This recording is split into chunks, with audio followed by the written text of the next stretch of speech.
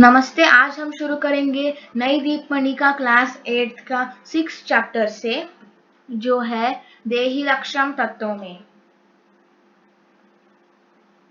एकदा भोजराज अघोषयत् यत् यदि कोऽपि कविः तस्य राजसभायां नवीनं श्लोकं पठिष्यति तर्हि सः तस्मै लक्षस्वर्णमुद्राः दास्यति। एक बार भोजराजा नामक एक राजा ने घोषणा की कि अगर कोई कवि उसके राज्यसभा में आकर उसे कोई नया श्लोक सुनाएगा तो वह राजा उसे 1 लाख गोल्ड कॉइन्स देगा। एतत् श्रुत्वा बहवः कवयः राज्यसभायां स्वकाव्यपठनार्थं समागताः। यह सुनकर बहुत सारे कवि अपनी कविता पढ़ने के लिए राज्यसभा में आए। परन्तु राज्यसभायां एकश्रुत द्विश्रुत त्रिश्रुत नामकाः त्रयः विद्वांसः आसन्।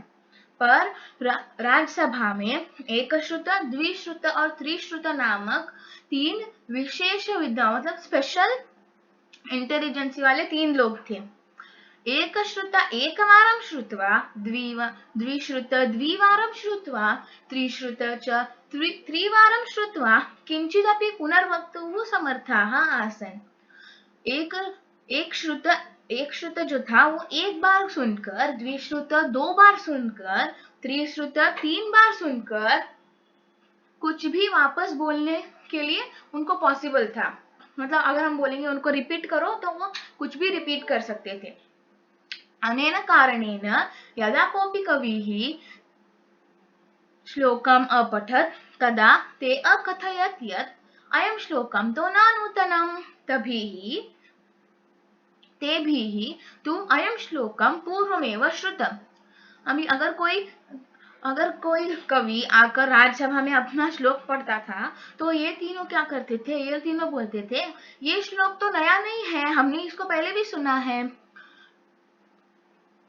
एवं कथयित्वा ते क्रमशः तदेव श्लोकं समर्थायां पुनः प्रस्तुतम् अकुर्वन्। यह बोलकर वो एक श्रुत जो था वो एक बार वो श्लोक को सुनकर वापस बोल देता था कि ये श्लोक तो हमने पहले भी सुना है, मैं तो रिपीट भी कर सकता हूँ, एक श्रुत बोलता था। फिर अगर एक श्रुत अगर रिपीट करता तो वो कवि और एक श्रुत दोनों ने एक बार रिपीट किया तो द्विश्रुत भी अभी रिपीट कर सकता था 2 बार सुनकर। अभी द्विश्रुत ने भी बोला तो 3 बार टोटल हो गया, तो अभी त्रिश्रुत भी फिर से रिपीट कर सकता था। तो ऐसे वो लोग कोई भी कवि को पुरस्कार लेने के लिए नहीं देते थे। इदं छलं कालिदासाय न अरोचयत्। यह छल कालिदास को नहीं अच्छा लगता था। सः एकं युवान कविम् आहूय तं च एकं श्लोकं स्मर्तुम् अयच्छत् अकथयत् च यत् सः श्लोकोऽयं राज्यसभायां पठेत्। अभी कालिदास ने क्या किया, उसने एक यंग कवि को बुलाया और बोला और अपना एक श्लोक दिया और कहा कि तुम इस श्लोक को याद करने के बाद उसको राज्यसभा में जाके पढ़ो।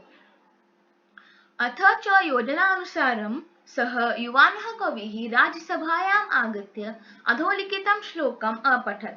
प्लान के योजना के अनुसार वो यंग कवि जो था वो राज्यसभा में गया और उसने अपना ये श्लोक पढ़ना शुरू किया। और अभी श्लोक क्या था वो नीचे है। स्वस्ति श्री भोजराजन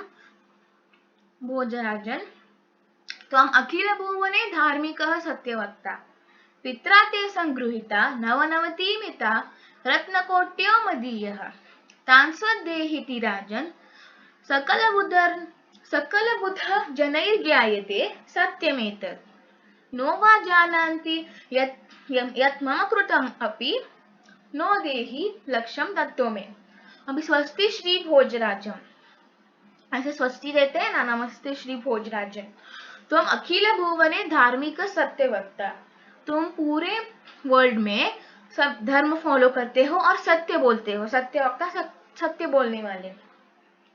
पित्रा ते संगृहीता नवनवतिमिता रत्नकोट्यो मदीयः, तुम्हारे पापा ने भी 99 ऐसे रत्न कोट्यो मदीय रत्न सब रखे हैं। तान्स्वदेहीति राजन सकल बुद्धिर्जनैः सत्यमेतत्। अभी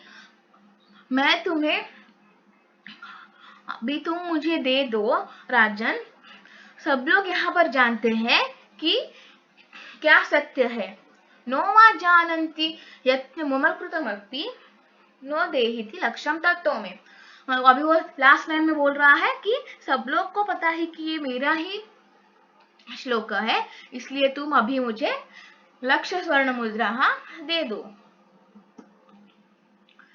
इमं श्लोकं श्रुत्वा त्रयः विद्वांसः अचिन्तयत् यत् यदि ते एतं श्लोकं पूर्वश्रुतः कथयन्ति तर्हि तु संपूर्ण राजकोशं रिक्तं भवेत्। अभी तीनों जो विद्वांस थे वो लोग चिंता में पड़ गए कि अगर हमने इस बार भी बोला कि ये श्लोक कभी हमने पहले सुना है तो पूरे राजकोश रिक्त हो जाएगा, खाली हो जाएगा। इसलिए उन तीनों ने भी इस श्लोक को नया है ऐसा घोषणा कर दी। अतः ते श्लोकं नूतनम् अमान्यम्। अनेन प्रकारेण युवानः कविः पुरस्कार रूपेण लक्ष्य स्वर्ण मुद्रा अविन्दत्। अभी इसलिए उस युवान कवि को लक्ष्य गोल्ड कॉइन्स मिल गए। अहो अद्भुतम चातुर्यम कालिदासस्य।